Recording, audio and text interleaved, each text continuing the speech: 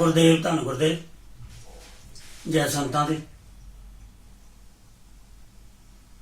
1433 की माघ सुदी 15 दुखियों के कल्याण हित प्रगटे श्री रविदास।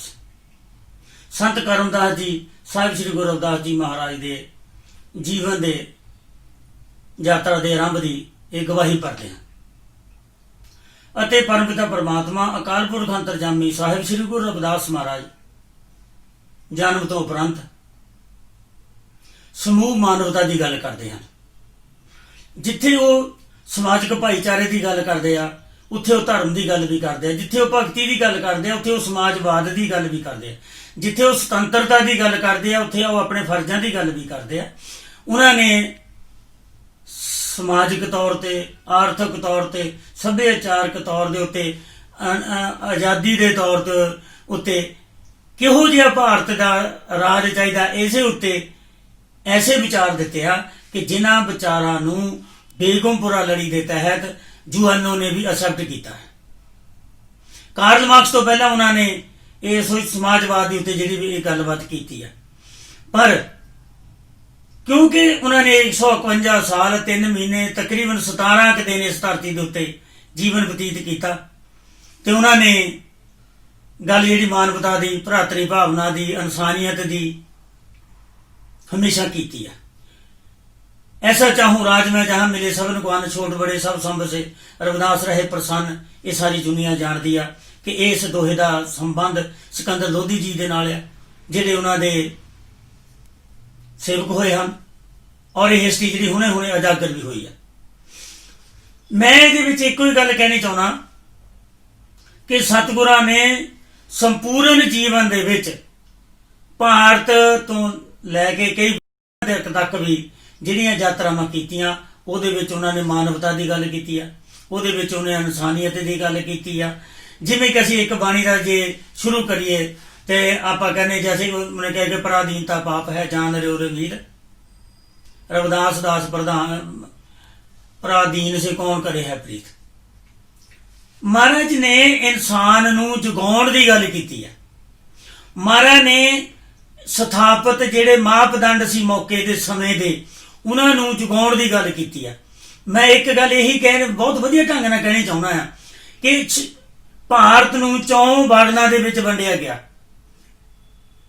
ये सतगुरु रविदास जी के पहला की गल है, पर सतगुरु रविदास जी का जिहड़ा जन्म है वो ये साबित करने लिए आया कि जिहड़े अखौती शूद्र सी तत खाली वो शूद्र नहीं सीगे, वो दरअसल दे विच स्वर्ण लोक ही है।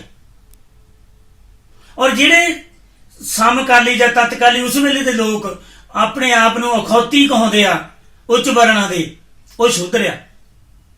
ਉਹਦਾ की कारण आ, ਉਹਦਾ ਇੱਕੋ ही कारण आ।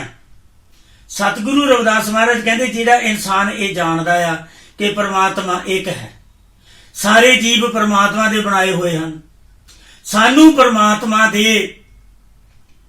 भगती करने का पूरा हक है, कोई छोटा बड़ा नहीं। जिहड़ा जान बुझ के गुनाह करदा वो शूद्र आ। शूद्र वो नहीं जिहड़ा गरीब आ, जिहनूं रोटी नहीं खाण नूं मिलदी, जिहनूं जिहड़ा बंदा बेईमानी नहीं करता, जिहड़ा जीव इंसानियत के उत्ते अपना जिहड़ा जीवन वारदा आ वो शूद्र नहीं, असल दे विच उच्च विचारां वाला उही है। सतगुरु रविदास महाराज यही ब्रह्म ज्ञान, पार ब्रह्म परमेश्वर का ज्ञान लैके इस दुनिया के उत्ते आए। उन्होंने सच का व्यापार किया, सच के व्यापार के नाल उन्होंने सारी मानवता नूं जोड़न का यतन किया। मैं एक उदाहरण देना कि सतगुरु कबीर जी महाराज जिन्हां दा श्री गुरु रविदास जी के नाल अथाह प्यार आ, भरावां तौर, सांझीवाद के तौर पर, संतां के तौर पर, इंसानियत के तौर पर और करिश्मिਆਂ के तौर पर। एक जगह सतगुरु कबीर जी महाराज नूं भगवत दे उपदेश की गल पुछदे आ ते महाराज कहते हैं, मैं तो आया माँ की गोद में, क्या जानू मार्ग क्या होए, राह पूछो रविदास से जिन गठड़ी लाए टोए। वो कहते कि सतगुरु रविदास महाराज नाम दे व्यापारी है, उन्होंने नाम की गल की है। उन्होंने ਇਨਸਾਨ ਦਾ ਤੇ ਮਾਨਵ ਦਾ, ਪਰਮਾਤਮਾ ਦਾ ਤੇ ਮਾਨਵ ਦਾ ਕਿੰਨਾ ਸੰਬੰਧ ਹੈ। ਉਹਨਾਂ ਨੇ ਕਿਹਾ ਨਾ, ਹਰਸੋ ਹੀਰਾ ਛੱਡ ਕੇ ਕਰੇ ਆਨ ਕੀ ਆਸ, ਤੇ ਨਰਦੋਜ਼ਖ ਜਾਏਂਗੇ ਸਤ ਭਾਖੇ ਰਵਿਦਾਸ। ਕੇਵਲ ਤੇ ਕੇਵਲ ਪਰਮਾਤਮਾ ਦੀ ਭਗਤੀ ਤੋਂ ਇਲਾਵਾ ਕਿਸੇ ਹੋਰ ਦੀ ਗੱਲ ਕਰਨੀ ਆਪਣੇ ਜੀਵਨ ਨੂੰ ਨਰਕ ਵਿੱਚ ਪਾਉਣ ਦੇ ਸਮਾਨ ਹੈ। ਤੋਹੀ ਮੋਹੀ ਮੋਹੀ ਤੋਹੀ ਅੰਤਰ ਕੈਸਾ, ਕਣਕ ਕਟਿਕ ਜਲ ਤਰੰਗ ਜੈਸਾ। ਪਰਮਾਤਮਾ ਦਾ ਤੇ ਜੀਵ ਦਾ, ਜੀਵ ਦਾ ਤੇ ਪਰਮਾਤਮਾ ਦਾ ਉਹੀ ਸੰਬੰਧ ਹੈ ਜਿਹੜਾ ਪਾਣੀ ਦਾ ਤੇ ਲਹਿਰ ਦਾ ਆ, ਸੋਨੇ ਦਾ ਤੇ ਕੜੇ ਦਾ ਆ। ਅਨੇਕਾਂ ਧਾਰਨਾ ਦੇ ਕੇ ਮਹਾਰਾਜ ਜੀ ਸਮਝਾਉਂਦੇ ਆ ਕਿ ਪਰਮਾਤਮਾ ਇੱਕ ਹੈ। ਔਰ ਉਹਨਾਂ ਨੇ ਕਈ ਜਗ੍ਹਾ ਤੇ ਇਸ ਚੀਜ਼ ਦੇ ਉੱਤੇ ਸੰਸਾਰ ਨੂੰ ਵਿਗਾੜਿਆ ਵੀ ਹੈ ਕਿ ਜੋ ਹਮ ਬਾਂਧੇ ਮੋਹ ਫਾਸ ਹਮ ਪ੍ਰੇਮ ਬੰਧਨ ਤੁਮ ਬਾਂਧੇ, ਆਪਣੇ ਛੂਟਣ ਕੋ ਯਤਨ ਕਰੋ ਹਮ ਛੂਟੇ ਤੁਮ ਮਰਾਦੇ। ਭਾਵ ਤੂੰ ਸਾਨੂੰ ਜਿਹੜਾ ਵੀ ਪਿਆਰ ਦਿੱਤਾ, ਮਾਤਾ ਦਾ, ਭੈਣ ਦਾ, ਪਤਨੀ ਦਾ, ਦੁਨਿਆਵੀ ਤੌਰ ਤੇ ਅਸੀਂ ਉਹ ਨਿਭਾਏ, ਅਸੀਂ ਉਹਨੂੰ ਨਿਭਾਉਂਦੇ ਹੋਏ ਤੇਰਾ ਸਿਮਰਨ ਕਰਕੇ ਤੇਰੇ ਕੋਲ ਛੁੱਟ ਗਏ। ਪਰ ਪ੍ਰੇਮ ਦੀ ਰੱਸੀ ਦੇ ਨਾਲ ਅਸੀਂ ਤੁਹਾਨੂੰ ਬੰਨ੍ਹ ਲਿਆ, ਤੁਸੀਂ ਉਹ 'ਚ ਛੁੱਟ ਨਹੀਂ ਸਕਦੇ। ਸ੍ਰੀ ਗੁਰੂ ਰਵਿਦਾਸ ਮਹਾਰਾਜ ਜਦੋਂ ਇਸ ਸੰਸਾਰ ਤੋਂ ਜਾਂਦੇ ਆ, ਇਹ ਉਪਦੇਸ਼ ਕਰਦੇ ਆ ਬਨਾਰਸ ਅੰਦਰ, ਉਹ ਸੱਚਖੰਡ ਜਾਂਦੇ ਆ। ਆਪਣੇ ਉਹਨਾਂ ਦੀ ਜਿਹੜੀ ਇਹ ਗਾਥਾਵਾਂ ਆ, ਇਹ 643 ਸਾਲ ਤੋਂ ਅੱਜ ਤੱਕ ਵੱਖਰੇ ਵੱਖਰੇ ਗ੍ਰੰਥਾਂ ਦੇ ਵਿੱਚ, ਧਾਰਮਿਕ ਰੂਪ ਦੇ ਵਿੱਚ, ਸਮਾਜਿਕ ਰੂਪ ਦੇ ਵਿੱਚ ਇਹਨਾਂ ਦਾ ਵਰਣਨ ਮਿਲਦਾ ਆ। ਮਹਾਰਾਜ 510 ਰਾਜੇ ਕਹਿ ਲਓ, 51 ਪਰਿਵਾਰ ਕਹਿ ਲਓ। 51 ਪਰਿਵਾਰਾਂ ਦੇ ਜਿਹੜੇ ਗੁਰੂ ਸੀ ਸਥਾਪਤ, ਜਿਹੜਾ ਝਾਲਾ ਜੀ, ਮੀਰਾਂ ਜੀ, ਪੀਪਾ ਜੀ ਤੇ ਹੋਰ ਅਨੇਕਾਂ ਨਾਂ ਜਿਹੜੇ ਉਹ ਲਏ ਜਾ ਸਕਦੇ ਆ। ਲੇਕਿਨ 151 ਸਾਲ 3 ਮਹੀਨੇ 17 ਦਿਨ ਦੀ ਉਮਰ ਭੋਗਦੇ ਹੋਏ ਸਤਿਗੁਰੂ ਜਿਹੜੇ ਰਵਿਦਾਸ ਜੀ ਮਹਾਰਾਜ ਆ, ਉਹ ਸੱਚਖੰਡ ਉਹ ਵਾਪਸ ਚਲੇ ਜਾਂਦੇ ਆ। ਪਰ ਹਾਂ, ਮੈਂ ਇੱਕ ਗੱਲ ਕਹਿਣੀ ਚਾਹੁੰਦਾ ਕਿ ਅੱਜ ਕੱਲ੍ਹ ਦੇ ਬਹੁਤ ਹੀ ਕੁਝ ਸ਼ਰਾਰਤੀ ਲੋਕ ਜਿਹੜੇ ਸਾਡੇ ਸਮਾਜ ਦੇ ਵਿੱਚ ਪੈਦਾ ਹੋਏ, ਉਹਨਾਂ ਨੇ ਆਪਣੇ ਧਰਮ ਪਰਿਵਰਤਨ ਕਰ ਲਿਆ। ਉਹ ਸਤਿਗੁਰੂ ਰਵਿਦਾਸ ਮਹਾਰਾਜ ਬ੍ਰਹਮ ਪਾਰ ਬ੍ਰਹਮ ਦੇ ਜੀਵਨ ਨੂੰ ਘਟੀਆ ਕਰਕੇ ਦੱਸਣ ਦੇ ਲਈ ਉਹਨਾਂ ਦੇ ਅਨੇਕਾਂ ਪ੍ਰਕਾਰ ਦੀਆਂ ਤੁਹਮਤਾਂ ਲਾਉਂਦੇ ਆ। ਮੈਂ ਸਿੱਧੀ ਗੱਲ ਕਰਾਂ ਤਾਂ ਕਿਸੇ ਜਗ੍ਹਾ ਦੇ ਉੱਤੇ ਉਹ ਮਹਾਰਾਜ ਦੀ ਜਿਹੜੀ ਸਧਾਰਨ ਜੀਵਨ ਯਾਤਰਾ, ਅੰਤਮ ਜੀਵਨ ਯਾਤਰਾ ਤੇ ਪ੍ਰਸ਼ਨ ਖੜੇ ਕਰਦੇ ਆ। ਮੈਂ ਐਸੇ ਸ਼ਰਾਰਤੀ ਲੋਕਾਂ ਨੂੰ ਇਹ ਗੱਲ ਕਹਿਣੀ ਚਾਹੁੰਦਾ ਕਿ ਉਹ ਪਹਿਲਾਂ ਭਾਰਤ ਦੇ ਇਤਿਹਾਸ ਨੂੰ ਪੜ੍ਹਨ। ਕਿਸੇ ਵੀ ਗ੍ਰੰਥ ਵਿੱਚ ਮਹਾਰਾਜ ਦੇ ਜੀਵਨ ਦੇ ਸੰਬੰਧ ਦੇ ਵਿੱਚ ਇੱਦਾਂ ਦੀ ਕੋਈ ਘਟਨਾ ਨਹੀਂ ਜਿਹੜੀਆਂ ਉਹ ਘਟਨਾਵਾਂ ਦੀ ਗੱਲ ਕਰਦੇ ਆ। ਦੂਜੀ ਗੱਲ, ਉਹਨਾਂ ਨੂੰ ਜ਼ਰੂਰ ਚਾਹੀਦਾ ਹੈ ਕਿ ਉਹ ਪ੍ਰੋਫੈਸਰ ਊਸ਼ਾ ਖੰਨਾ ਦੀ ਕਿਤਾਬ ਪੜ੍ਹਨ, ਕਥਾ ਰਵਿਦਾਸ ਗੁਸਾਈ ਕੇ ਸਮਾਵਣੇ ਕੀ। ਪ੍ਰੋਫੈਸਰ ਊਸ਼ਾ ਖੰਨਾ ਪੰਜਾਬੀ ਯੂਨੀਵਰਸਿਟੀ ਵਿੱਚ ਪ੍ਰੋਫੈਸਰ ਹੈ। ਉਹ ਹਿੰਦੀ ਅਤੇ ਪੰਜਾਬੀ ਦੇ ਪ੍ਰੋਫੈਸਰ ਸੀ। ਮੈਂ ਇੱਕ ਗੱਲ ਜ਼ਰੂਰ ਕਹਿਣੀ ਚਾਹੂੰਗਾ ਕਿ ਇਹ ਜਿਹੜੇ ਕਿਤਾਬ ਉਹਨਾਂ ਨੇ ਕਥਾ ਰਵਿਦਾਸ ਗੁਸਾਈ ਕੇ ਸਮਾਵਣੇ ਕੀ ਹੈ, ਲਾਸਟ 21 ਦਿਨਾਂ ਦੀ ਗੱਲ ਕੀਤੀ ਆ, ਇਹਦਾ ਆਧਾਰ ਉਹਨਾਂ ਨੇ ਦਿੱਤਾ।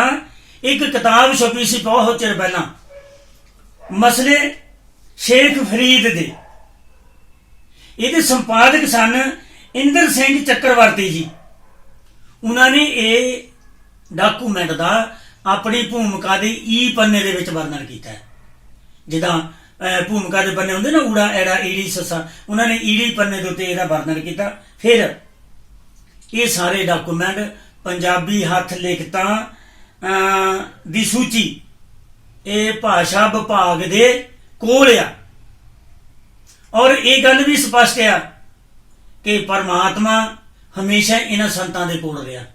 ਮੈਂ ਇਹ ਗੱਲ ਕਹਿਣੀ ਚਾਹੁੰਦਾ, ਕਬੀਰ ਸਾਹਿਬ ਨੇ ਇੱਕ ਗੱਲ ਕਹੀ ਸੀ, ਕਬੀਰ ਮੇਰਾ ਮਨ ਪਿਆ ਉੜ ਕਰ ਚਲਾ ਆਕਾਸ਼, ਸੱਚਖੰਡ ਜਾ ਕੇ ਦੇਖਿਆ ਸਾਹਿਬ ਸੰਤਨ ਕੇ ਪਾਸ। ਜਿਹੜੇ ਪਰਮਾਤਮਾ ਆ ਹਮੇਸ਼ਾ ਸੰਤਾਂ ਦੇ ਨਾਲ ਜਿਹੜੇ ਉਹ ਰਹੇ ਆ।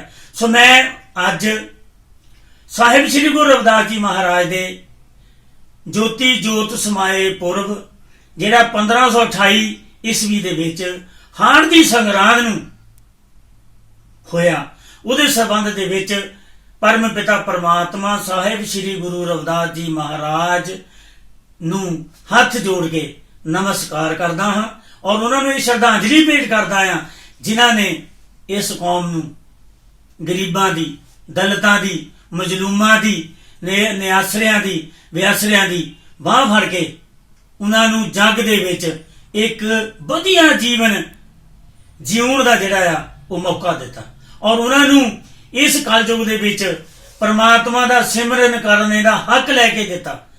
ਮੈਂ ਚਾਹੁੰਦਾ ਹਾਂ ਕਿ ਇਦਾਂ ਦਾ ਜਿਹੜਾ ਕਲਯੁਗ ਹੈ ਉਹ ਹਮੇਸ਼ਾ ਚੱਲਦਾ ਰਹੇ, ਤਾਂ ਕਿ ਅਸੀਂ ਸਤਿਗੁਰੂ ਸਾਹਿਬ ਸ੍ਰੀ ਗੁਰੂ ਰਵਿਦਾਸ ਮਹਾਰਾਜ ਜੀ ਦੀ ਜਿਹੜੀ ਬਾਣੀ ਆ ਉਹਦੇ ਪਦ ਚਿੰਨ੍ਹਾਂ ਤੇ ਚੱਲਦਿਆਂ ਹੋਏ ਡੇਰਾ ਸੱਚਖੰਡ ਬੱਲਾ ਦੇ ਸਹਿਯੋਗ ਦੇ ਨਾਲ ਸਥਾਪਿਤ ਕੀਤੀਆਂ ਲੀਹਾਂ ਤੇ ਚੱਲਦੇ ਹੋਏ ਮਹਾਪੁਰਸ਼ਾਂ ਦੀ ਬਾਣੀ ਨੂੰ ਆਧਾਰ ਬਣਾ ਕੇ ਸੰਸਾਰ ਦੇ ਵਿੱਚ ਵਿਚਰੀਏ, ਤਾਂ ਕਿ ਉਹਨਾਂ ਨੂੰ ਸੱਚੀ ਸ਼ਰਧਾਂਜਲੀ ਦੇ ਸਕੀਏ। ਜੇ ਅਸੀਂ ਇਨਸਾਨ ਦੂਜੇ ਇਨਸਾਨ ਦੇ ਕੰਮ ਆਈਏ, ਅਸੀਂ ਰਲ ਕੇ ਭਰਾਤਰੀ ਭਾਵਨਾ ਨਾਲ ਰਹਿ ਕੇ ਜਿਹੜਾ ਉਹਨਾਂ ਦਾ ਜੀਵਨ ਆ ਉਹ ਤੋਂ ਸਿੱਖਿਆ ਲੈ ਕੇ ਸਾਰੇ ਰਲ ਮਿਲ ਕੇ ਇੱਕ ਹੋ ਜਾਈਏ। ਮਧੂਮੱਖੀਆਂ ਦੀ ਤਰ੍ਹਾਂ ਅਸੀਂ ਸਾਰੇ ਇੱਕ ਹੋ ਕੇ ਇੱਕਮਿਕ ਹੋ ਕੇ ਇਸ ਰਵਿਦਾਸੀਆ ਬਾਣੀ ਤੇ ਚੱਲਦੇ ਹੋਏ, ਰਵਿਦਾਸੀਆ ਧਰਮ ਤੇ ਚੱਲਦੇ ਹੋਏ, ਸਤਿਗੁਰਾਂ ਨੂੰ ਸ਼ਰਧਾਂਜਲੀ ਭੇਂਟ ਕਰਦੇ ਹੋਏ ਸਮਾਜ ਦੇ ਦੁੱਖਾਂ ਤਕਲੀਫਾਂ ਨੂੰ ਦੂਰ ਕਰਨ ਦਾ ਯਤਨ ਕਰੀਏ।